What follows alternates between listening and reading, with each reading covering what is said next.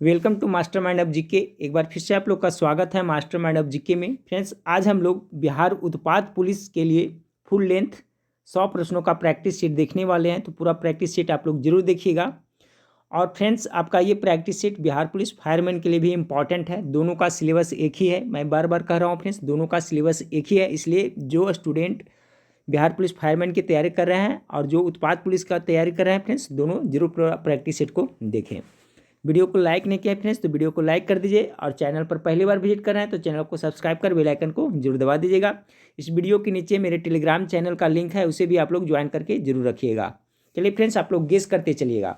तो 100 प्रश्न का फुल लेंथ प्रैक्टिस सेट हम लोग देख लेते हैं फ्रेंड्स। आज का पहला सवाल आप लोग के सामने है, जब इन लवणों को जल में डाला जाता है बुलबुले बनते हैं, जिसका कारण है। ठीक है, तो जब इन लवणों को जल में डाला जाता है तो बुलबुले बनते हैं, उसका जो मुख्य कारण क्या है फ्रेंड्स, तो हो जाएगा आपका CO2 गैस, यानी carbon dioxide gas. Option number B इसका करेक्ट आंसर हो जाएगा। दूसरा नंबर सवाल आप लोग के सामने है फ्रेंड्स, कि रसायन उद्योग में कौन सा तेजाब मूल रासायनिक माना जाता है। ठीक है, तो देखिए रासायनिक उद्योग में जो मूल रूप से इसको तेजाब माना जाता है, तो आपका सल्फ्यूरिक अम्ल नाम सुने होंगे फ्रेंड्स, H2SO4। ऑप्शन नंबर सी इसका करेक्ट आंसर हो जाएगा। तीसरा नंबर सवाल देखिए, सबसे बड़ा एक कोशिकीय जीव है, गेस कीजिए इसमें करेक्ट आंसर क्या होगा। तो देखिए सबसे बड़ा एक कोशिकीय जीव है जो आपका, ऑप्शन नंबर बी इसका करेक्ट आंसर होगा। ठीक है, एसीटेबुलेरिया सबसे बड़ा एक कोशिकीय जीव है। ऑप्शन नंबर इसका बी करेक्ट आंसर हो जाएगा 3 नंबर सवाल का। चौथा नंबर सवाल आप लोग गेस करते चलेगा। ठीक है, प्रैक्टिस सेट रेफरेंस, इससे आपको आइडिया भी मिलेगा कि कितने सवालों का जवाब आपको पता है। चौथा नंबर सवाल है, सेलुलोज भित्ति किसके सेलों में पाई जाती है। ठीक है, सेलुलोज भित्ति 4 का, तो देखिए सेलुलोज भित्ति है जो पौधों के सेल में पाई जाती है फ्रेंड्स, इसका करेक्ट आंसर ऑप्शन नंबर आपका डी हो जाएगा। ठीक है, अगला सवाल देखते हैं। 5 नंबर सवाल आपका है, अंग्रेजी का है। 5 नंबर सवाल कह रहा है फ्रेंड्स यहाँ पर, Khalistan your sister living in Paris. यहाँ पर फॉर अ वाइल, यानी आपके जो सिस्टर हैं, बहन है, वो कुछ दिनों के लिए कहाँ फ्रेंड्स आपका पेरिस में रह रहे हैं। तो क्या होगा फ्रेंड्स यहाँ पर, क्वेश्चन नंबर 5 का बी होगा, वाजंट। ठीक है, wasn't your sister living in Paris for a while. Option number B इसका करेक्ट आंसर हो जाएगा। छठा नंबर सवाल को देखिए, सेलुलोज किसका मुख्य घटक है। सेलुलोज किसका मुख्य घटक है, 6 का करेक्ट आंसर। तो देखिए कोशिका भित्ति का है जो मुख्य घटक है। पादप कोशिका जो बने होते हैं फ्रेंड्स, जो पादप कोशिका जो कोशिका भित्ति होते हैं वो सेलुलोज के ही बने होते हैं। ठीक है, तो 6 का करेक्ट आंसर ऑप्शन नंबर ए हो जाएगा। 7वां नंबर सवाल को देखें, टॉक्सिकोलॉजी किसका अध्ययन करता है। चलिए गेस कीजिए फ्रेंड्स, बहुत अच्छा सवाल है ये 7 नंबर सवाल का। देखिए तो आपका टॉक्सिकोलॉजी के अंतर्गत आपका विष का अध्ययन किया जाता है, इसलिए इसका करेक्ट आंसर हो जाएगा फ्रेंड्स ऑप्शन नंबर डी हो जाएगा। 8वां नंबर सवाल देखिए, would you mind opening the gate, which word is gerund here. ठीक है, इस सेंटेंस में आपका कौन सा वर्ड है जो आपका जरंड है। तो देखिए फ्रेंड्स, इस वाक्य में क्या है, माइंड है जो आपका, वुड यू माइंड है जो V1 के रूप में प्रयोग हो रहा है ना, तो जब V1 के प्रयोग में हो रहा है तो जरंड क्या हो जाएगा, ओपनिंग हो जाएगा, यानी आपका option number C correct answer होगा 8 का। 9 नंबर सवाल को देखिए, बैक्टीरिया की खोज सबसे पहले किसने की थी। सबसे पहले बैक्टीरिया की खोज किसने किया था, तो इसका हो जाएगा friends Antonie van Leeuwenhoek. Option number A इसका करेक्ट आंसर हो जाएगा। ठीक है, ये देखिए जो एंटोनी वॉन ल्यूएनहॉक थे फ्रेंड्स, कहाँ, डच वैज्ञानिक थे जिन्होंने सर्वप्रथम बैक्टीरिया का खोज किया था। ठीक है, और इनको ल्यूएनहॉक को सूक्ष्म विज्ञान का जनक भी कहा जाता है, याद रखिएगा। ठीक है, जीवाणु जो बैक्टीरिया होते हैं फ्रेंड्स, वो एक कोशिकीय जीव के उदाहरण है, ये भी आप लोग याद रखिएगा। और जीवाणु का अध्ययन है जो आपको बैक्टीरियोलॉजी के अंतर्गत किया जाता है। ठीक है, इतना चीज याद रखें।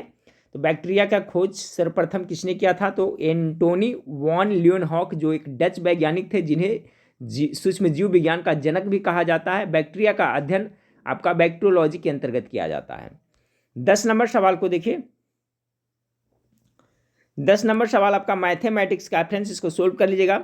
ए तथा बी दो व्यक्ति ने एक कार्य आरंभ किया, उनमें ए बी की तुलना में 3 गुना बेहतर था, अतः उसे बी की तुलना में 60 दिन काम में कार्य पूरा कर दिया। तदनुसार यदि वे दोनों एक साथ वह काम आरंभ करते तो उन्हें पूरा करने में कितने दिनों का समय लगता। ठीक है, 10 नंबर सवाल का कह रहा है फ्रेंड्स। तो इसका जो आपका करेक्ट आंसर आएगा ऑप्शन नंबर सी आएगा। ठीक है, कितना आपको 22.1/2 दिन। अगला सवाल देखते हैं, जयपुर में हवा महल किसने बनवाया था। हवा महल कहाँ, जयपुर में है ना, तो इसको किसने बनवाया था, गेस कर लिए होंगे आप लोग। तो इसको बनवाया था आपका Sawai Pratap Singh. Option number B इसका करेक्ट आंसर हो जाएगा। 12 नंबर सवाल देखिए, औरंगजेब ने किस सिख गुरु की हत्या करवाया था। ठीक है, 12 नंबर सवाल का। तो औरंगजेब ने जो आपका सिख के 9वें गुरु, याद रखिएगा फ्रेंड्स, सिख के 9वें गुरु की हत्या करवाई थी। ठीक है, ये भी क्वेश्चन। तो आपका 9वें गुरु कौन थे, तेग बहादुर थे। ठीक है, गुरु तेग बहादुर की हत्या औरंगजेब ने करवा दिया था। ये कैवें गुरु थे सिख के, तो आपका 9वें गुरु थे, ये भी याद रखिएगा। कितने, तो 9वें गुरु थे, पूछा जाता है। और ये फ्रेंड्स क्यों हत्या करवाया था, तो जो 9वें गुरु थे आपका तेग बहादुर, तो औरंगजेब के विद्रोही पुत्र था। कौन था, विद्रोही पुत्र राजकुमार अकबर को उसने समर्थन किया था, यही कारण से उनको उसकी हत्या ये करवा दिया था। तो 9वें गुरु तेग बहादुर थे, याद रखिएगा। हड़प्पा सभ्यता संबंधित है, किससे संबंधित है फ्रेंड्स, तो देखिए हड़प्पा सभ्यता को कांस्ययुगीन सभ्यता भी कहा जाता है ना, तो इसलिए ऑप्शन नंबर ए इसका करेक्ट आंसर हो जाएगा। उपन्यास द व्हाइट टाइगर के लेखक कौन है। 14 नंबर सवाल का करेक्ट आंसर क्या होगा, गेस कीजिएगा।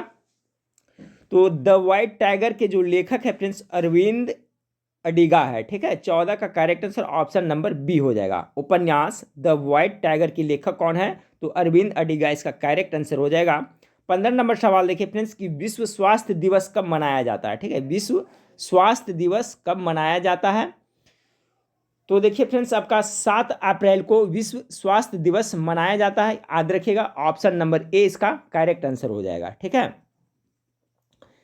अब देखिए फ्रेंड्स 20 मई ऑप्शन में दिया हुआ है, तो 20 मई को क्या मनाया जाता है, तो सॉरी 20 जून को, तो 20 जून को आपका विश्व शरणार्थी दिवस मनाया जाता है। याद करते चलिएगा, 7 अप्रैल को विश्व स्वास्थ्य दिवस और 20 जून को विश्व शरणार्थी दिवस मनाया जाता है, ये भी आप लोग याद रखिएगा। ठीक है फ्रेंड्स, अगला सवाल को लेते हैं।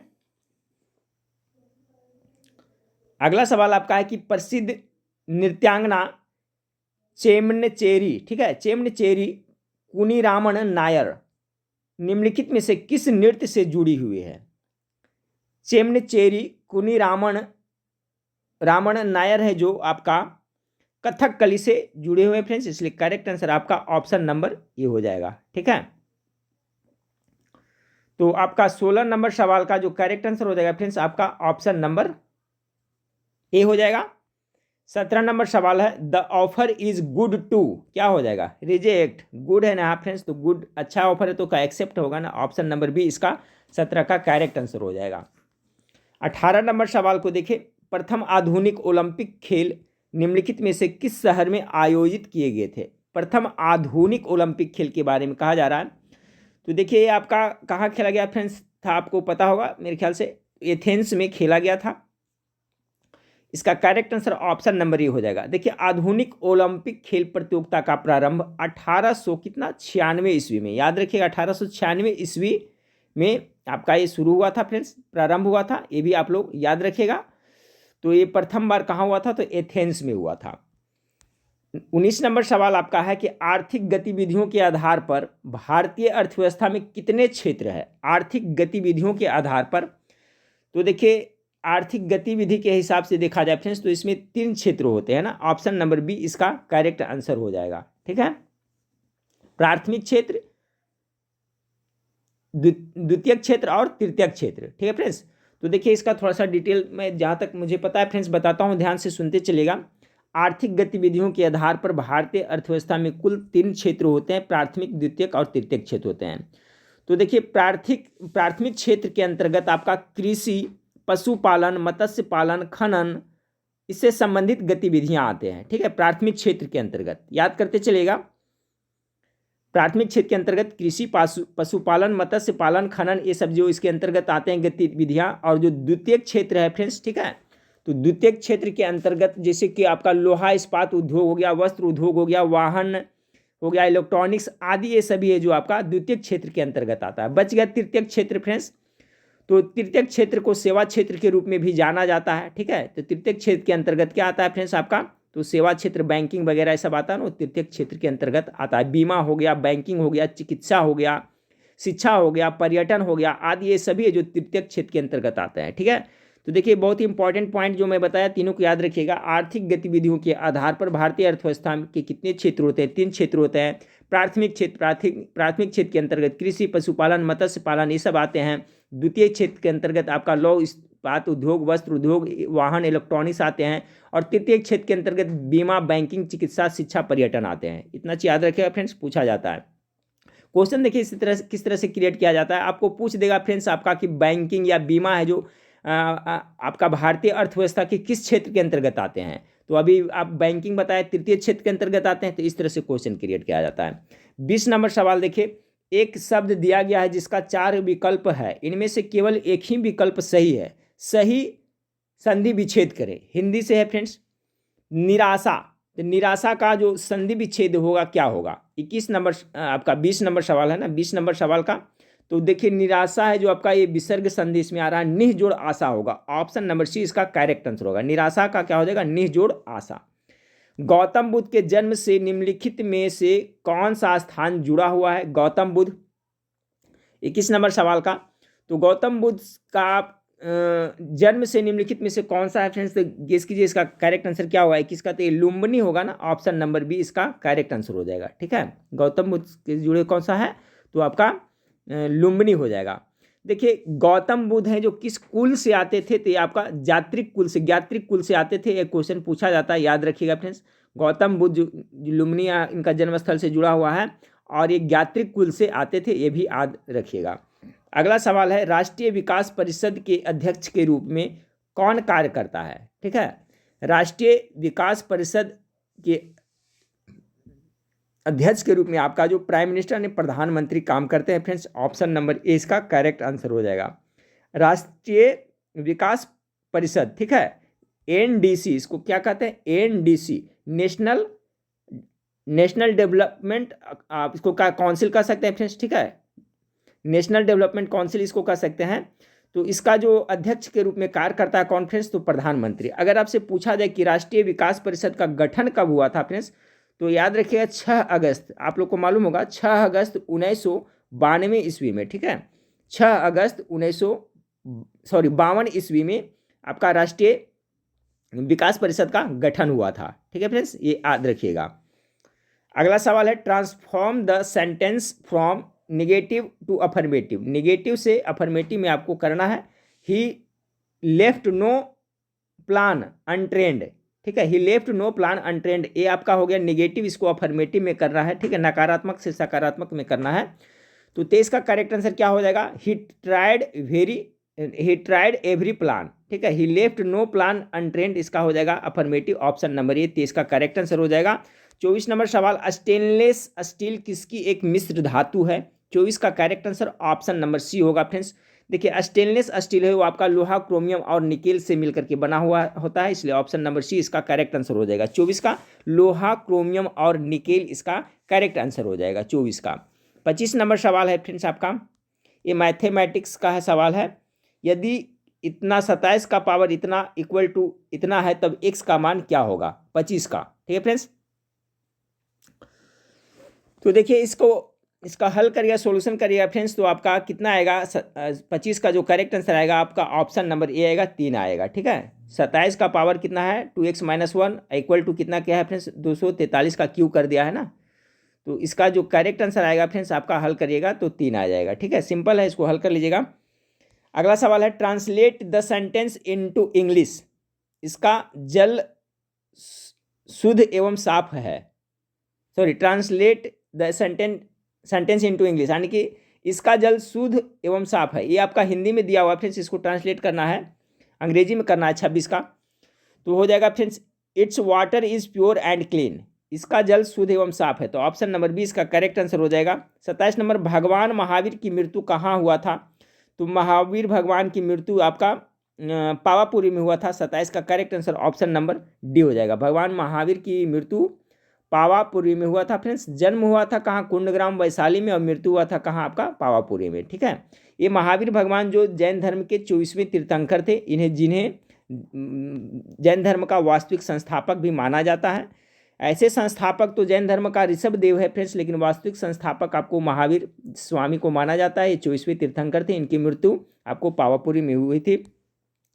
भारत की जनगणना 2011 के अनुसार जनसंख्या घनत्व कितना था? ठीक है, जनसंख्या का डेंसिटी कितना था अकॉर्डिंग टू कितना जनगणना 2011 के अनुसार?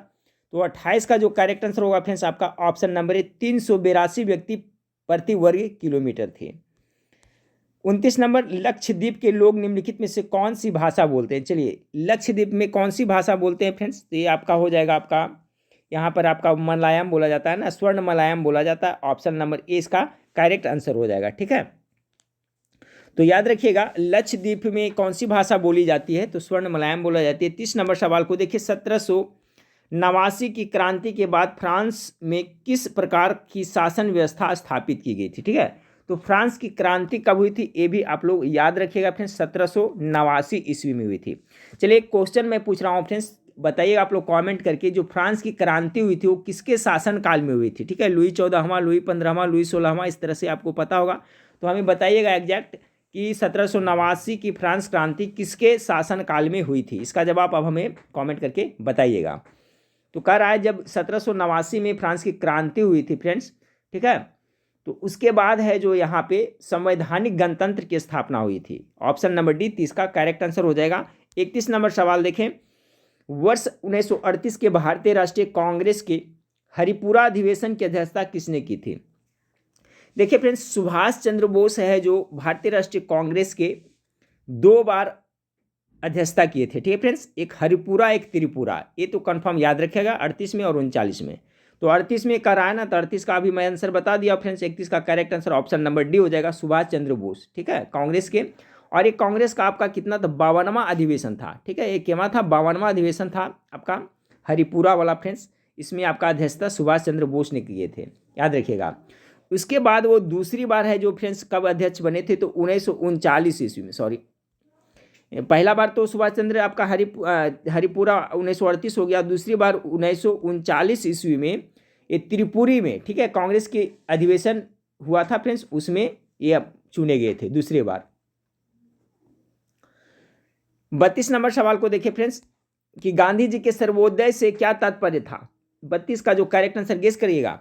तो देखिए, गांधी जी के सर्वोदय जो था उससे तात्पर्य क्या था फ्रेंड्स? तो सर्वोदय से इनका तात्पर्य था आपका नैतिक मूल्यों पर आधारित एक नए समाज का सृजन करना। यही आपका करेक्ट आंसर हो जाएगा, 32 का सी हो जाएगा। 33 नंबर सवाल देखिए, निम्नलिखित में से किसका संबंध बिहार सोशलिस्ट पार्टी से था? तो बिहार सोशलिस्ट पार्टी से संबंध था आपका, नाम सुनेंगे फ्रेंड्स, जयप्रकाश नारायण।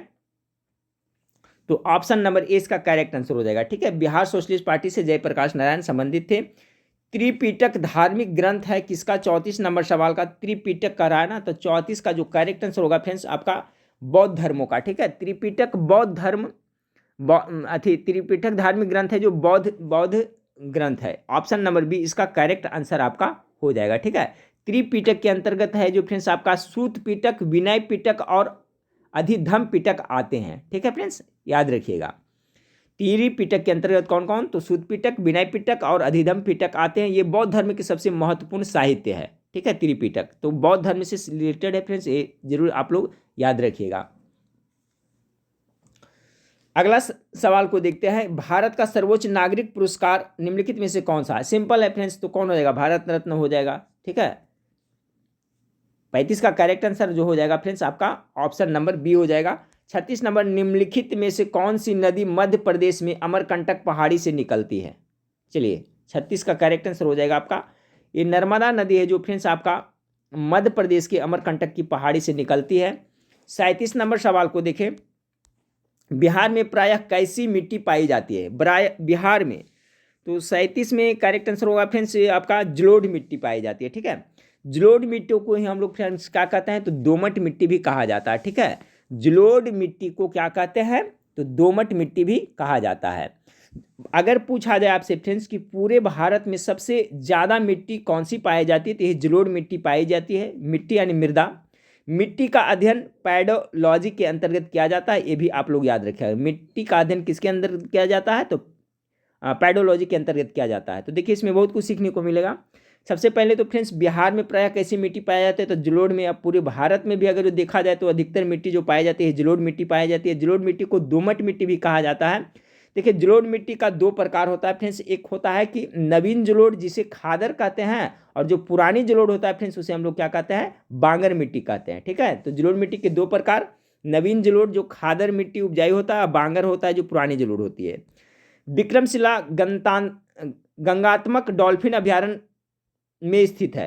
तो कहाँ स्थित है फ्रेंड्स, 38 का, तो ये हो जाएगा आपका भागलपुर में। ठीक है, ये आपका विक्रमशिला गंगात्मक डॉल्फिन अभ्यारण्य भागलपुर में स्थित है।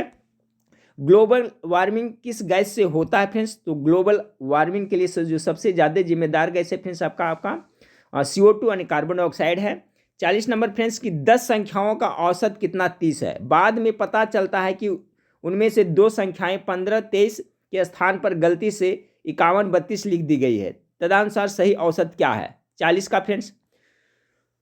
तो इसका जो करेक्ट आंसर आएगा 40 का फ्रेंड्स आपका सॉल्व करिएगा तो ऑप्शन नंबर ए आएगा। ठीक है, पॉइंट में आएगा, सॉरी पॉइंट में इसका करेक्ट आंसर आएगा फ्रेंड्स। हाँ, ऑप्शन नंबर ए इसका करेक्ट आंसर होगा।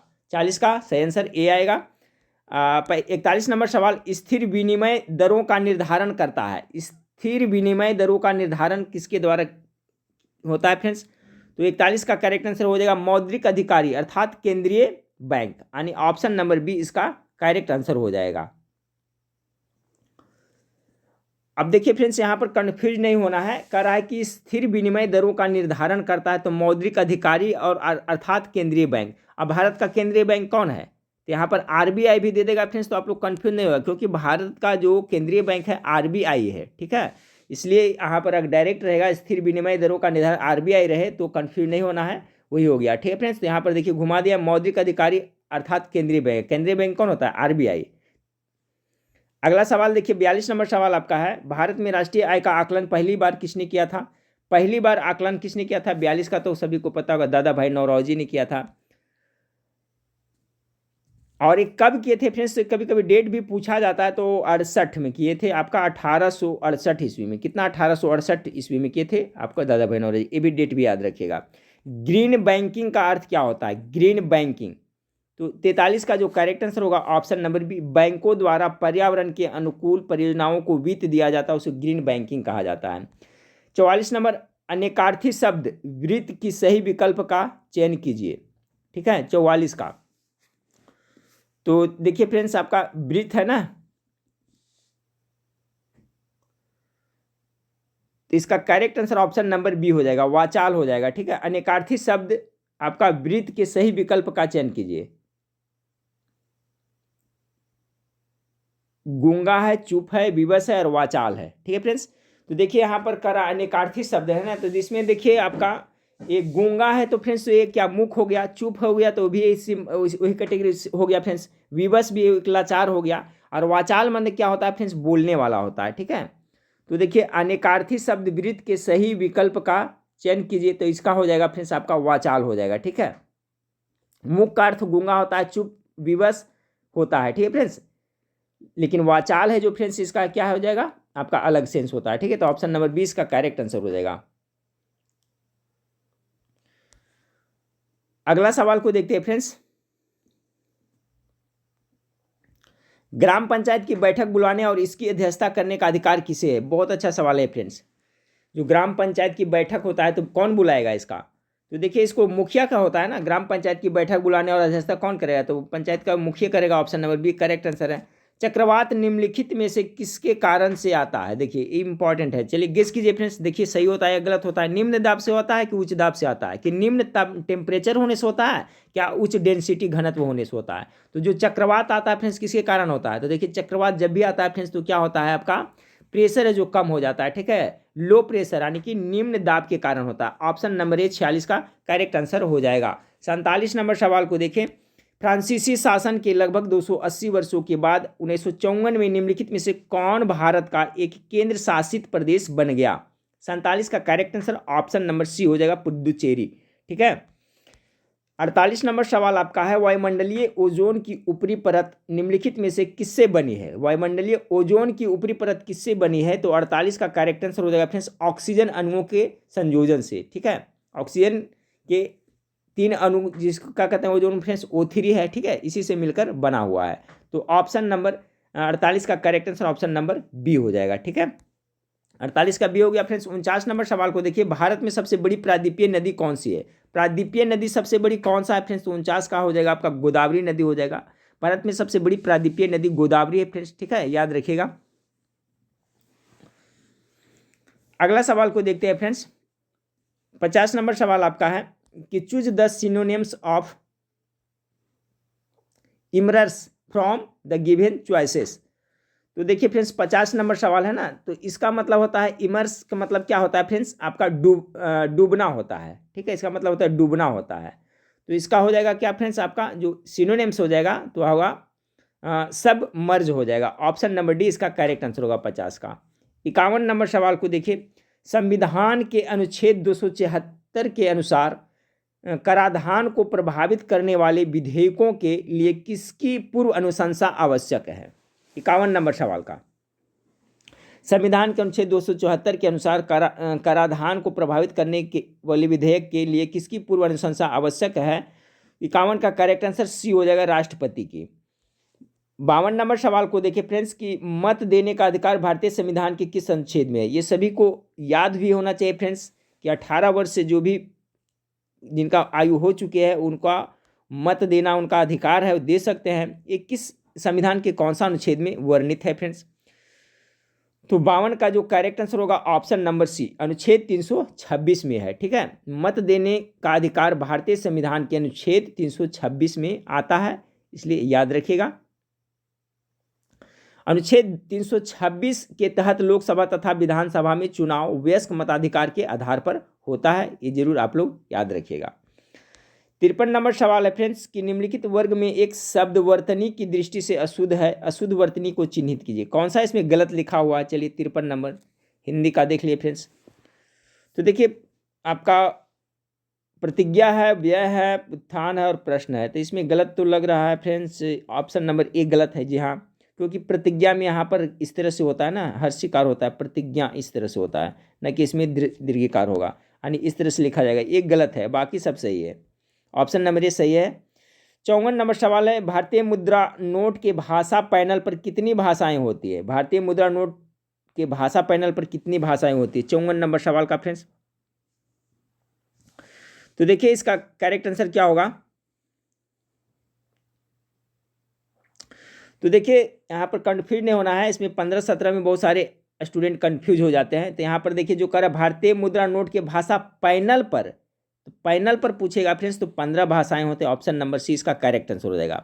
रिजर्व बैंक द्वारा निर्मित सभी नोटों पर हिंदी तथा अंग्रेजी को मिलाकर कुल 17 भाषा लिखा हुआ था, ठीक है, ठीक है फ्रेंड्स, हिंदी तथा अंग्रेजी मिलाकर के कुल आपका कितना 17 भाषा होता है, लेकिन भारतीय नोट मुद्रा के भाषा पैनल पर 15 भाषा होता है। लेकिन कुल अगर जो पूछेगा फ्रेंड्स, ठीक है, टोटल भारतीय मुद्रा नोट पर तो जो रिजर्व बैंक द्वारा जारी किया जाता है, तो हिंदी और अंग्रेजी मिला करके देखिएगा तो टोटल कितना हो जाएगा? 17 हो जाएगा। लेकिन इस तरह से आपका इसका आंसर शीट में 15 दे रहा है फ्रेंड्स। जिस तरह से क्वेश्चन है भारतीय मुद्रा नोट के भाषा पैनल पर कितनी भाषाएं होते हैं, तो 15 होते हैं, लेकिन हिंदी और अंग्रेजी मिलाकर करके देखा जाए सभी नोटों पर तो कुल मिलाकर 17 भाषा लिखा हुआ रहता है। अगला सवाल को देखते हैं, किस वाक्य में अनिश्चयवाचक सर्वनाम है? अनिश्चयवाचक सर्वनाम किस में? पढ़ के देखिए सेंटेंस, आपको खुद पता चल जाएगा फ्रेंड्स किस में अनिश्चितता का बोध हो रहा है। 55 नंबर सवाल का करेक्ट आंसर क्या होगा? फ्रेंड्स आप लोग वीडियो को लाइक नहीं करते हैं, कम से कम वीडियो को लाइक करते चलिए, वीडियो बनाने में काफ़ी मेहनत लगती है, तो कम से कम लाइक जरूर करें और दोस्तों में शेयर भी किया करें जरूर आप लोग। 55 नंबर सवाल है, किस वाक्य में अनिश्चयवाचक सर्वनाम है? तो चलिए, हम खुद ही इधर आ गए, हम किसी को कुछ नहीं कह सकते, तुम कॉलेज कब जाओगे, मेरी जो भाई तुम्हें मिला था वह आगे जा रहा है। चलिए इसमें कौन है जो आपका अनिश्चयवाचक सर्वनाम लग रहा है? ठीक है, तो 55 का करेक्ट आंसर हो जाएगा फ्रेंड्स। देखिए इसमें हम किसी को कुछ नहीं कह सकते, ठीक है, यानी कि यह जो आपका इसमें लग रहा है ना अनिश्चयवाचक सर्वनाम का बोध हो रहा है इसमें, ठीक है। हम किसी को कुछ भी नहीं कह सकते, यानी कुछ भी नहीं, यानी कुछ अनिश्चित नहीं, निश्चित है ही नहीं है। तो आपका ऑप्शन नंबर ए इसका बी करेक्ट आंसर होगा। हम खुद ही इधर आ गए, इधर आने की कोई डायरेक्शन बता रहा है, इधर आ गए। तुम कॉलेज कब जाओगे, ठीक है, पूछा जा रहा है। जो भाई तुम्हें मिला था वह आगे जा रहा है। इसमें देखिए करेक्ट आंसर 55 का हो जाएगा फ्रेंड्स, आपका ऑप्शन नंबर बी होगा। क्योंकि फ्रेंड्स यहाँ पर कुछ, ठीक है, कुछ है जो क्या है फ्रेंड्स, आपका कुछ अनिश्चयवाचक सर्वनाम का उदाहरण होता है ना। कुछ हो गया, थोड़ा हो गया, जो निश्चितता नहीं बोध कराता है। तो यहाँ पर से इसी से पकड़ ले सकते हैं, कुछ जो लिखा हुआ है, कुछ यानी क्या, कोई निश्चित नहीं, कुछ मतलब समथिंग, कुछ भी, ठीक है, इससे ही पकड़ में आ जाता है। तो ऑप्शन नंबर बी 55 का करेक्ट आंसर हो जाएगा। 56 नंबर सवाल आपका, कांच के फ्लास्क में भरे द्रव के द्रव्यमान को गर्म करने पर क्या होगा। कांच का जो मतलब थर्मस फ्लास्क है उसमें भरे द्रव को के द्रव्यमान को गर्म करने पर वो क्या होगा। तो 56 का correct answer option number D हो जाएगा। फ्लास्क में द्रव का तल पहले कुछ गिरेगा, तत्पश्चात बढ़ना प्रारंभ हो जाएगा। 57 नंबर सवाल है, उपसर्ग रहित शब्द कौन सा है। देखिए उपसर्ग और प्रत्यय के बारे में बहुत बार बता चुका हूँ। उपसर्ग है जो किसी शब्द के पहले लगता है, और प्रत्यय है जो शब्द के बाद में लगता है, ठीक है फ्रेंड्स। तो इसमें देखिए किसमें है जो आपका उपसर्ग नहीं लगा हुआ है, रहित है ना। तो 57 का जो करेक्ट आंसर होगा, उपकरण में तो लगा हुआ है, उप आरूढ़ में आ लगा हुआ है, निर्विरोध में भी, इसमें देखिए सुखी में कोई आपका उपसर्ग नहीं है। ऑप्शन नंबर ए इसका करेक्ट आंसर हो जाएगा। 58 है फ्रेंड्स, एक चलती हुई कार और एक रेल इंजन दोनों का समान गतिज ऊर्जा है, किसका संवेग ज्यादा होगा। ये बहुत अच्छा क्वेश्चन है फ्रेंड्स, एक इस टाइप का क्वेश्चन आपका बिहार पुलिस में पूछा गया था 58 का। तो देखिए एक चलती हुई कार और एक रेल इंजन दोनों अगर समान गति से है फ्रेंड्स, तो किसका संवेग ज़्यादा होगा। तो जिसका द्रव्यमान आपका भार अधिक रहेगा फ्रेंड्स, उसी का ज़्यादा होगा, ठीक है। तो रेल इंजन देखिए कार इंजन से बहुत बड़ा भारी होता है, तो इसका correct answer option number B हो जाएगा। बिहार पुलिस में पिछले बार जो एग्जाम हुआ था उसमें पूछा गया था कि एक ट्रक और कार ट्रेन के बारे में तुलना किया गया था, ठीक है। एक ट्रक और ट्रेन में किसका मतलब गतिज ऊर्जा, किसका संवेग ज़्यादा होगा। तो देखिए फ्रेंड्स जो मतलब अधिक भारी है, जिसका द्रव्यमान अधिक है ना, उसी का अधिक होगा। तो देखिए कार और इंजन में रेल इंजन है ना, तो इसका करेक्ट आंसर हो जाएगा। तो ये याद रखिएगा फ्रेंड्स, जिसका द्रव्यमान भार अधिक रहेगा फ्रेंड्स, उसका है जो संवेग अधिक होगा। इंपॉर्टेंट है, अगर किसी तरह से घुमा के भी क्वेश्चन पूछा जाए फ्रेंड्स, तो इस बात का जरूर ध्यान रखिएगा, ठीक है।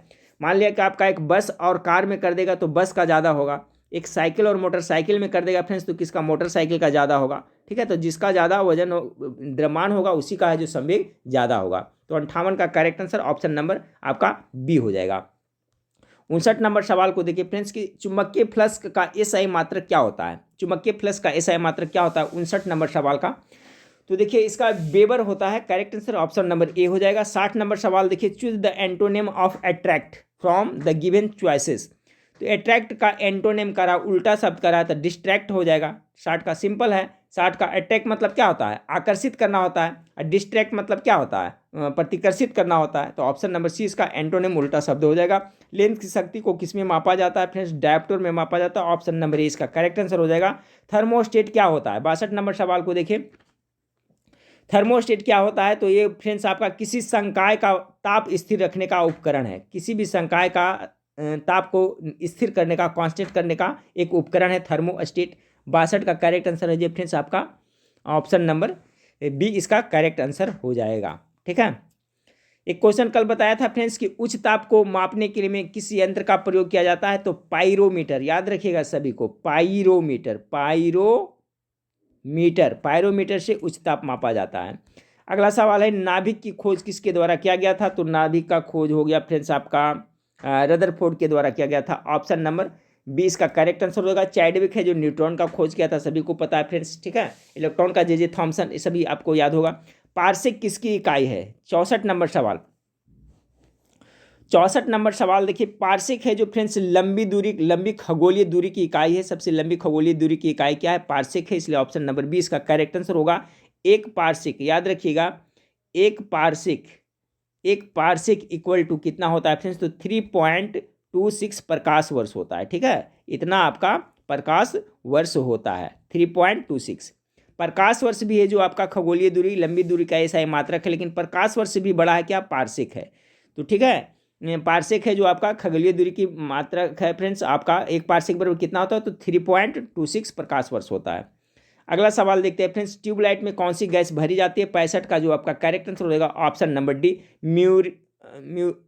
म्यूक्रिक ऑक्साइड और आर्गन गैस भरी होती है।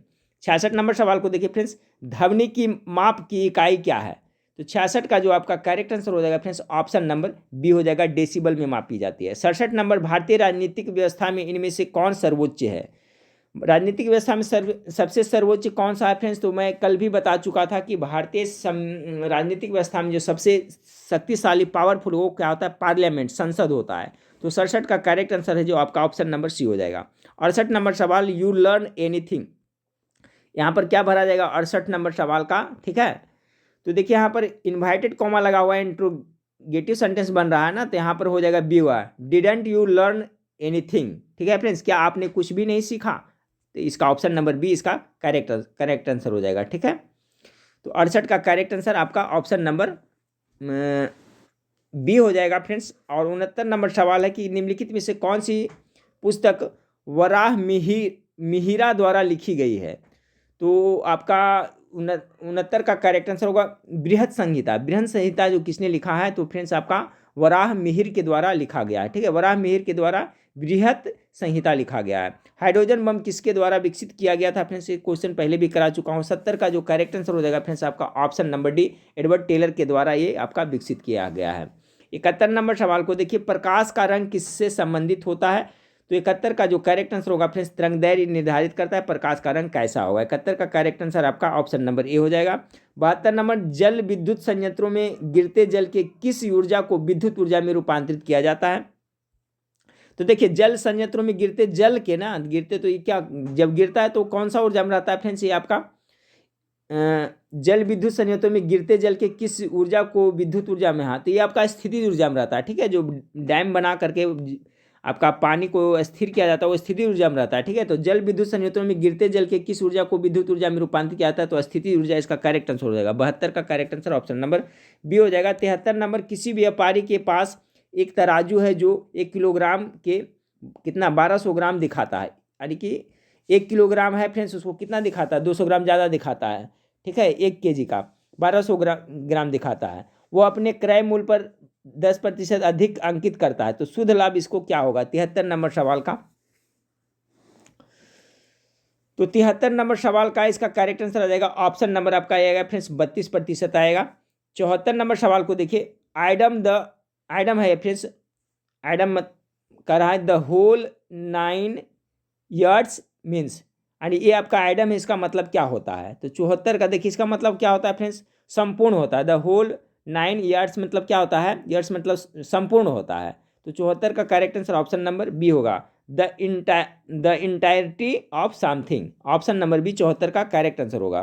75 नंबर सवाल है, फ्लेमिंग के बाएं हाथ का नियम में वर्तमान में कौन सी उंगलियां दिखाई देती है? देखिए फ्लेमिंग के जो बाएं हाथ के नियम में वर्तमान में कौन सा उंगलियां दिखाई देती है? तो ये आपका मध्यमा उंगली दिखाई देती है। ऑप्शन नंबर बी इसका करेक्ट आंसर है। किस पीएच का मान से दांत सड़ने लगता है? ठीक है फ्रेंड्स, तो 76 का करेक्ट आंसर हो जाएगा 5.5। ठीक है, 5.5 मान से दांत सड़ने लगता है। अगर वो आपका मुंह में है जो लार का जो पीएच मान हो जाता है 5.5 अम्लीय हो जाता है तो दांत का क्षरण होने लगता है, सड़ने लगता है। तो 76 का correct answer option number C हो जाएगा। 77, मस्तिष्क का कौन सा भाग मानव शरीर के आसान और संतुलन को बनाए रखता है? 77 का जो करेक्ट आंसर आएगा फ्रेंड्स ऑप्शन नंबर सेरिबेलम हो जाएगा। ठीक है, मस्तिष्क का कौन सा भाग मानव शरीर के आसन और संतुलन को बनाए रखता है? तो आपका सेरिबेलम इसका करेक्ट आंसर हो जाएगा। 77 नंबर सवाल हो गया। 78 नंबर सवाल, मलेरिया फैलाने वाले रोगाणु को खोज किसने किया था? ठीक है, 78 का 77 का तो हो गया फ्रेंड्स आपका ऑप्शन नंबर सी। 78 नंबर सवाल कर रहा है ना, मलेरिया फैलाने वाले रोगाणु का खोज किसने किया था? तो 78 का जो करेक्ट आंसर आ जाएगा फ्रेंड्स ऑप्शन नंबर बी हो जाएगा, चार्ल्स लुई अल्फोंस लेवरेन ने। मलेरिया फैलाने वाले रोगाणु का खोज चार्ल्स लुई अल्फोंसे लेवरेन ने किया था। ठीक है फ्रेंड्स, अगला सवाल को देखते हैं। निम्नलिखित शब्दों में से विशेषण है, चलिए विशेषण कौन है फ्रेंड्स? प्रपंच, पहुंच, पांचवा, सरपंच। सिंपल है फ्रेंड्स, आप लोग को पता चल गया होगा इसमें विशेषण कौन है। तो विशेषण क्या है फ्रेंड्स, वो किसी की जो विशेषता बताता है, संज्ञा सर्वनाम जो जिसकी विशेषता बताता है ना। तो जैसे में आपका हो गया, देखिए प्रपंच तो होगा नहीं, पहुँच नहीं, पांचवा हो जाएगा, ठीक है, पांचवा है, कैमा है तो विशेषता बता रहा है ना, जैसे पांचवा उंगली है तो पांचवा विशेषता हो गया, ठीक है। इसी तरह से फ्रेंड्स पांचवा है जो क्या है, विशेषण के अंतर्गत आएगा। जैसे पांचवा आदमी हो गया, ठीक है, पांचवा घर हो गया, तो ये विशेषण के अंतर्गत आएगा। छठा भी कहिएगा वो भी विशेषण आएगा, ठीक है। और विशेषण में बहुत सारे, जैसे आप देख ले फ्रेंड्स, जैसे छोटा बड़ा ये सब ये जो क्या विशेषण के अंतर्गत आएगा। भला बुरा ये सभी विशेषता बताता है कोई चीज़ का, ये सब विशेषण के अंतर्गत आता है। 79 correct answer option number D हो जाएगा। 80 नंबर सवाल है, NaCl के घोल में लवण का सांद्रण बढ़ाने पर निम्नलिखित में से किस गुणधर्म के परिवर्तित न होने की आशा करेंगे। 80 नंबर सवाल का, तो इसका करेक्ट आंसर ऑप्शन नंबर ए हो जाएगा फ्रेंड्स, NaCl आपका pH, ठीक है। कह रहा है फ्रेंड्स आपका कि जो NaCl सोडियम क्लोराइड के घोल में लवण का सांद्रण बढ़ाने पर निम्न से किस गुणधर्म का परिवर्तन, pH मान उसका क्या फ्रेंड्स, उस पर कोई आपको प्रभाव नहीं पड़ेगा, ठीक है, बराबर पी। तो इसका correct answer option number, sorry एक मिनट फ्रेंड्स, 80 नंबर सवाल नहीं, मिस्टेक हो रहा है फ्रेंड्स क्वेश्चन। NaCl के घोल में लवण की सांद्रण बढ़ाने पर निम्न से किस गुणधर्म के परिवर्तित न होने की आशा करेंगे। तो देखिए फ्रेंड्स इसका है जो आपका लवण सांद्रण बढ़ाने, इसका ये हो जाएगा फ्रेंड्स ऑप्शन नंबर सी, अपवर्तनांक हो जाएगा, ठीक है। जो सोडियम क्लोराइड है फ्रेंड्स, ठीक है, लवण का सांद्रता बढ़ाने पर अपवर्तनांक गुणधर्म के परिवर्तन न होने की आशा रहेंगे, ठीक है, ऑप्शन नंबर सी इसका करेक्ट आंसर होगा, सॉरी। 81 नंबर सवाल देखिए, हिंदी का स्वर्ण युग किस काल को कहा जाता है। चलिए हिंदी के स्वर्ण, बहुत अच्छा सवाल है भी फ्रेंड्स 81 नंबर सवाल का। 81 का करेक्ट आंसर हो जाएगा फ्रेंड्स ऑप्शन नंबर बी, भक्ति काल को कहा जाता है, ठीक है। 82 नंबर सवाल है, प्रकाश वोल्टीय सेल होते हैं, जो प्रकाश वोल्टीय सेल होते हैं वो क्या होते हैं, तो ये आपके सौर सेल होते हैं, ऑप्शन नंबर 1 करेक्ट आंसर होगा। यूरेनियम विखंडन की सतत प्रक्रिया को जारी रखने में किस कण की जरूरत होती है। चलिए बहुत अच्छा सवाल है, यूरेनियम विखंडन की सतत प्रक्रिया के जारी रखने के लिए। 83 का, तो देखिए फ्रेंड्स आपका न्यूट्रॉन का, आपका एटम बम के बारे में सुनने होंगे फ्रेंड्स कि यूरेनियम जो 235 होता है उस पर न्यूट्रॉन से बमबारी की जाती है ना, तभी तो इसमें विखंडन होता है। तो यूरेनियम विखंडन के लिए आपका न्यूट्रॉन की जरूरत पड़ती है, इसलिए ऑप्शन नंबर सी 83 का करेक्ट आंसर हो जाएगा। 84 नंबर सवाल देखिए फ्रेंड्स आपका, RNA राइबो न्यूक्लिक एसिड, इसका फुल फॉर्म होता है सभी को पता है, पाया जाता है किसमें पाया जाता है। 84 का करेक्ट आंसर सी होगा, कोशिका द्रव में, ठीक है। RNA कोशिका द्रव में पाया जाता है फ्रेंड्स, इसका करेक्ट आंसर आपका ऑप्शन नंबर सी हो जाएगा। प्रोटीन संश्लेषण में इस सहायता करता है, RNA क्या करता है, प्रोटीन संश्लेषण में सहायता करता है। अगला सवाल को देखिए, 84 का करेक्ट आंसर सी हो गया फ्रेंड्स आपका। 85 नंबर सवाल आपका है, ब्रिक से प्रति मिनट औसत रक्त प्रवाह होता है। ब्रिक मतलब समझ रहे हैं फ्रेंड्स, किडनी जिसको कहते हैं, तो औसतन प्रति मिनट कितना रक्त प्रवाह होता है। 85 का जो करेक्ट आंसर होगा फ्रेंड्स ऑप्शन नंबर बी, कितना, 1200 सीसी प्रति मिनट रक्त प्रवाह होता है। अच्छा सवाल है फ्रेंड्स, ठीक है। जो मानव शरीर का ब्रिक है फ्रेंड्स, जिसको किडनी कहते हैं, क्या एक महत्वपूर्ण उत्सर्जी अंग है, ये भी याद रखिएगा। अगला है, डायस्टेज एंजाइम का स्रोत क्या है। तो 86 का जो करेक्ट आंसर होगा ऑप्शन नंबर ए, लार ग्रंथि है जो डायस्टेज एंजाइम का स्रोत है। 86 का करेक्ट आंसर ए हो जाएगा। 87 नंबर सवाल आपका है फ्रेंड्स कि भारतीय संविधान के अनुसूची 6 में किन किन राज्यों में शामिल किया गया है। अनुसूची 6 में किन किन राज्यों को शामिल किया गया है। तो देखिए असम, त्रिपुरा, मेघालय, मिजोरम को शामिल किया गया है, इसलिए इसका correct answer option number A होगा। इंपॉर्टेंट क्वेश्चन है, याद रखिएगा। भारतीय संविधान के अनुसूची 6 में कौन कौन, तो असम 1, त्रिपुरा, मेघालय और मिजोरम, ठीक है। भारतीय संविधान की किस अनुसूची में पंचायत राज संस्था का प्रावधान किया गया है। इसका correct answer option number B होगा। 11वीं अनुसूची है जो आपका पंचायती राज व्यवस्था से संबंधित है, option number B correct answer होगा। 89 किस प्रकाश द्वारा उष्मा स्थानांतरण के लिए किसी माध्यम की आवश्यकता नहीं होती है। किस प्रकाश द्वारा उष्मा स्थानांतरण के लिए किसी माध्यम की आवश्यकता नहीं होती है। 89 का जो करेक्ट आंसर होगा ऑप्शन नंबर विकिरण के लिए, ठीक है, विकिरण के लिए कोई माध्यम की आवश्यकता नहीं पड़ती है। 90 भारत के राष्ट्रपति को पद की शपथ कौन दिलाता है। तो सर्वोच्च न्यायालय के जो आपका मुख्य न्यायाधीश है वही दिलवाते होंगे, ऑप्शन नंबर सी इसका करेक्ट आंसर है, दिलाते हैं, ठीक है फ्रेंड्स। 91 नंबर, भारत में राष्ट्रपति की मृत्यु त्याग पत्र अथवा हटाए जाने पर पद में हुई भरने की समय सीमा क्या है। मान लें कि भारत के राष्ट्रपति की अचानक मृत्यु हो जाती है या किसी कारणवश महाभियोग से उनको हटा दिया जाता है, तो कितने दिनों के अंदर उनका पद भरा जाना चाहिए? तो इसका हो जाएगा फ्रेंड्स 6 माह के अंदर, इसलिए ऑप्शन नंबर डी इसका करेक्ट आंसर होगा। ठीक है, यहाँ पर 6 माह है। अगला है आकस्मिक निधि को राष्ट्र कैसे व्यय कर सकता है? आकस्मिक निधि को राष्ट्र कैसे व्यय करता है? ये देखिए बहुत अच्छा सवाल है फ्रेंड्स, जानना भी चाहिए सभी को। 92 नंबर सवाल का correct answer option number C होगा, संसदीय स्वीकृति के पूर्व। ठीक है, आकस्मिक निधि को राष्ट्र कैसे व्यय कर सकता है? तो संसदीय स्वीकृति के पूर्व, यानी 92 का correct answer option number C हो जाएगा। 93 नंबर सवाल देखिए, दे टॉट मी हिंदी। ठीक है, दे टॉट मी हिंदी, तो ये क्या है फ्रेंड्स आपका एक्टिव वॉइस में, इसको पैसिव वॉइस में करना है ना, तो पैसिव वॉइस में क्या होगा? दे टॉट मी हिंदी, तो हो जाएगा इसका फ्रेंड्स कि आई वाज टॉट हिंदी। ठीक है, I was taught Hindi, passive voice इस प्रकार होगा, आई वाज टॉट हिंदी, इसका ऑप्शन नंबर 1 करेक्ट आंसर होगा।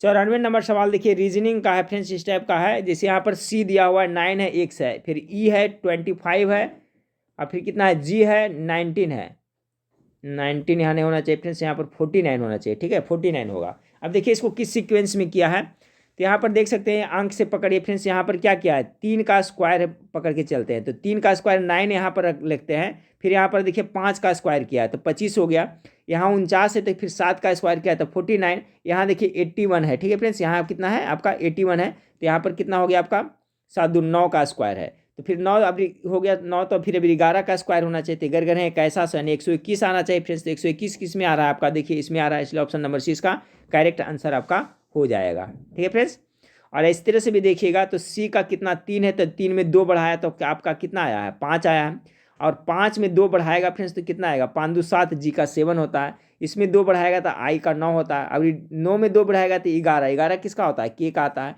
तो के 121 किस में है, देख लीजिए आप, के 121 देखिए इसमें, इसलिए करेक्ट आंसर ये हो जाएगा। 95 नंबर सवाल है, नीचे दिए गए विकल्पों में से तत्सम शब्द का चयन कीजिए। तत्सम शब्द किसे कहते हैं? संस्कृत का ज्यों का त्यों शब्द हम लोग जो यूज करते हैं फ्रेंड्स, जिसमें कोई बदलाव नहीं करते हैं, वो तत्सम शब्द होते हैं, और उसका जब रूप बिगड़ जाता है तो उसको हम तद्भव कहते हैं। तो 95 का correct answer option number D हो जाएगा। ये देखिए कांख है जो आपका तत्सम शब्द का उदाहरण है। 96 नंबर सवाल को देखिए फ्रेंड्स, यदि वाराणसी को इस तरह से लिखा जाता है तो कोलकाता को कैसे लिखिएगा? तो इसमें देखिए क्या क्या फ्रेंड्स यहाँ पर ध्यान दिएगा। देखिए आप लोग है फ्रेंड्स, आपका जो अल्फ़ाबेटिकली सभी का अंक डिजिट याद रखिएगा, जैसे कि ए का कितना 1 नंबर पर है, बी पर कितना होता है 2 होता है, इस तरह से याद रखिएगा, तो उससे क्या इसको रीजनिंग बनाने में आसान होती है। तो 96 का है ना, तो देखिए क्या कर रहा है इसमें आपका, यहाँ पर वी है ना फ्रेंड्स, तो वी के में 1 जोड़ रहा है। ठीक है, तो वी के बाद क्या होता है, डब्ल्यू होता है, उसके बाद में ए के बाद में फिर 2 जोड़ रहा है, यानी ए बी सी हो रहा है। ठीक है, उसी तरह से आर से फिर कितना 3 जोड़ा है, फिर 4 जोड़ा है, 5, यानी बढ़ा कैसे लिख रहा है। ठीक है, समझ गए होंगे, यानी 1 2 3 4 5 6 7 ऐसे कर करके आपको बढ़ाया है। जैसे आपका इसमें 1 बढ़ाया है, इसमें 2 बढ़ाया, 3 4 5 6 7 इस तरह से बढ़ाया है, तो उसी तरह से इस तरह को बढ़ाइएगा फ्रेंड्स, इसको भी बढ़ाइएगा। तो कोलकाता है तो कोलकाता का कितना होता है फ्रेंड्स, के है, तो के के बाद में आपका क्या, के बाद एल होगा, तो एल देखिए 3 में, ये तो आपका पहले छट गया, एल हो गया, उसके बाद में ओ है, तो ओ के बाद 2 जुटेगा तो पी क्यू आना चाहिए, तो फिर आपका क्यू हो गया, फिर एल के बाद में 3 आना चाहिए फ्रेंड्स, तो एल एम एन ओ, यानी एल क्यू ओ किस में है फ्रेंड्स, उसका करेक्ट आंसर आपका हो जाएगा 96 का इसमें आ रहा है। ठीक है, तो सूटेबल ये होगा। समझ गए मेरे ख्याल से किस तरह से है, सभी में 1 बढ़ा करके लिखा है इसको, तो इसको बढ़ा के लिखिएगा तो आपका करेक्ट आंसर 96 का ये हो जाएगा। 97 नंबर सवाल को देखिए, समीकरण v minus u equal to 80 क्या जानकारी देता है? 97 नंबर सवाल का तो क्या जानकारी देता है फ्रेंड्स, ये आपका जानकारी देता है वेग, स्थिति एवं समय एक फंक्शन है। ठीक है, वेग, स्थिति एवं समय एक फंक्शन है। 97 का करेक्ट आंसर आपका ऑप्शन नंबर सी हो जाएगा। ठीक है, यानी v minus u equal to 80, यानी ऑप्शन नंबर सी इसका करेक्ट आंसर हो जाएगा। 98 पानी का घनत्व क्या है? चलिए पानी का डेंसिटी पूछा जा रहा है फ्रेंड्स, कितना होता है 98 का, तो पानी का जो डेंसिटी होता है इंपॉर्टेंट है फ्रेंड्स, 997 प्रति घन मीटर होता है, यानी करेक्ट आंसर आपका ऑप्शन नंबर ए इसका करेक्ट आंसर हो जाएगा। ठीक है, देखिए पानी का अधिकतम घनत्व अगर पूछा जाए आपको कितना डिग्री सेल्सियस पे होता है, तो 4 डिग्री सेल्सियस पे पानी का जो घनत्व होता है वो अधिकतम होता है। ठीक है फ्रेंड्स, पानी का क्वथनांक कितना होता है, जिसको हम लोग बॉइलिंग पॉइंट कहते हैं, तो 100 डिग्री सेल्सियस। ठीक है, 100 डिग्री सेल्सियस पे पानी उबलता है तो इसका बॉइलिंग पॉइंट होता है। अगर पानी का फ्रीजिंग पॉइंट पूछेगा तो 0 डिग्री सेल्सियस होता है, ठीक है, यानी जमता है, ठीक है फ्रेंड्स। पानी देखा जाए तो सबसे शुद्ध पानी कौन होता है, तो वर्षा का जल होता है, जो शुद्ध जल होता है। तो इसमें बहुत कुछ सीखे फ्रेंड्स। पानी का घनत्व कितना होता है, तो 997 किलो प्रति घन मीटर होता है। पानी का अधिकतम घनत्व 4 डिग्री सेल्सियस पे होता है। पानी का क्वथनांक बॉइलिंग पॉइंट कितना 100 डिग्री सेल्सियस होता है। और पानी का जो फ्रीजिंग पॉइंट है, जो हिमांक होता है, वो 0 डिग्री सेल्सियस होता है। हिमांक और गलनांक एक ही होता है। मेल्टिंग पॉइंट पानी का और आपका फ्रीजिंग पॉइंट दोनों एक ही होता है। अगर पूछ दिया जाए कि पानी का मेल्टिंग पॉइंट कितना है फ्रेंड्स, तो 0 डिग्री सेल्सियस। पानी का है जो आपका फ्रीजिंग पॉइंट कितना है, तो 0 डिग्री सेल्सियस। लेकिन पानी का बॉइलिंग पॉइंट क्वथनांक पूछेगा तो कितना, 100 डिग्री सेल्सियस, ठीक है। तो कितना 98 हो गया। 99 नंबर सवाल को देखिए, हाइड्रा में किस प्रकार का प्रजनन होता है, ये बहुत इंपॉर्टेंट है फ्रेंड्स। 99 का हाइड्रा में जो प्रजनन होता है फ्रेंड्स, वो क्या होता है, इसका करेक्ट आंसर हो जाएगा तो बुदाना विधि द्वारा होता है, ठीक, विधि पूछ रहा है, ठीक है फ्रेंड्स, याद भी रहेगा। हाइड्रा में जो आपका प्रजनन होता है किस विधि के द्वारा, तो बुदबुदाना विधि इसका करेक्ट आंसर होगा। विखंडन, बाइनरी विखंडन, बीजाणु गठन का बुदबुदाना विधि के द्वारा होता है, ठीक है। तो हाइड्रा इसका correct answer option number B हो जाएगा। 100 नंबर सवाल को देखिए, आज का लास्ट सवाल। निम्नलिखित में से कौन सा एक मीठी महक वाला पदार्थ है। चलिए, मीठी महक वाला पदार्थ कौन सा है, कौन सा पदार्थ है जिसका स्मेल है जो आपका मीठा होता है। तो देखिए, एस्टर इसका करेक्ट आंसर है। एस्टर एक मीठी महक वाला पदार्थ है, इसका करेक्ट आंसर हो जाएगा फ्रेंड्स आपका ऑप्शन नंबर सी हो जाएगा। तो ये 100 प्रश्नों का फुल प्रैक्टिस सेट था फ्रेंड्स आपका बिहार उत्पाद पुलिस और फायरमैन के लिए, ठीक है। वीडियो अच्छा लगे तो लाइक जरूर करिएगा फ्रेंड्स। और देखिए फ्रेंड्स, अभी लाइव क्लास में इसलिए नहीं आ रहा हूँ कि मैं बता चुका हूँ कि अभी एप्लीकेशन पे काम कर रहा हूँ फ्रेंड्स। एप्लीकेशन आपके पास जाएगा फ्रेंड्स, तो आप खुद समझ जाएंगे कि एप्लीकेशन आपके लिए कितना हेल्पफुल होगा, ठीक है फ्रेंड्स। और उसमें PDF वगैरह सब चीज़ में मिलेगा। और टेलीग्राम चैनल इसलिए ज्वाइन करके कर रहा हूँ फ्रेंड्स कि एग्जाम के टाइम में बहुत कुछ आपको क्वेश्चन वगैरह भी वायरल वगैरह ये सब होता है फ्रेंड्स, अच्छी होता है। तो कुछ भी इस तरह का मटेरियल होता है तो उस पर भी करेंगे। और बाकी जो PDF है फ्रेंड्स, जो इंपॉर्टेंट मुझे लगेगा आप लोग कहिएगा तो वो भी टेलीग्राम पर मैं आपको प्रोवाइड कराता रहूँगा, ठीक है। तो टेलीग्राम पर फटाफट आप लोग जरूर जुड़ जाइएगा। तो चलिए फ्रेंड्स, नेक्स्ट वीडियो में फिर मिलते हैं।